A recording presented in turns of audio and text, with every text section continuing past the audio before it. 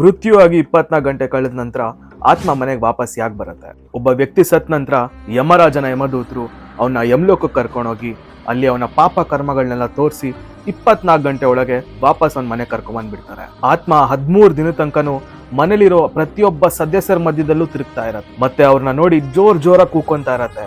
Of course ಅದ್ ಯಾರಿಗೂ ಕೇಳಿಸಲ್ಲ.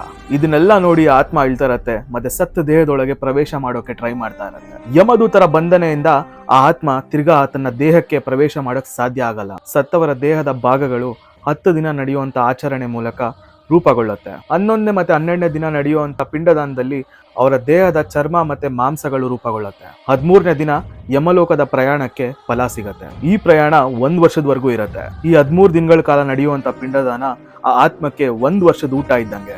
ಯಾವ ವ್ಯಕ್ತಿಗೆ ಪಿಂಡದಾನ ಮಾಡಿರಲ್ವೋ ಬಲವಂತವಾಗಿ ಯಮದೂತರು ಅವ್ರನ್ನ ಯಮಲೋಕಕ್ಕೆ ಎಳ್ಕೊಂಡು ಹೋಗ್ತಾರೆ. ಇನ್ ಕೇಸ್ 13ನೇ ದಿನ ನಾವು ಹಾಕ್ಸೋಂತ ಊಟನ ಸಾಲ ತಗೊಂಡ್ ಮಾಡಿದ್ರೆ ಸತ್ತವನ ಮನುಷ್ಯನ ಆತ್ಮಕ್ಕೆ ತೃಪ್ತಿ ಸಿಗಲ್ಲ.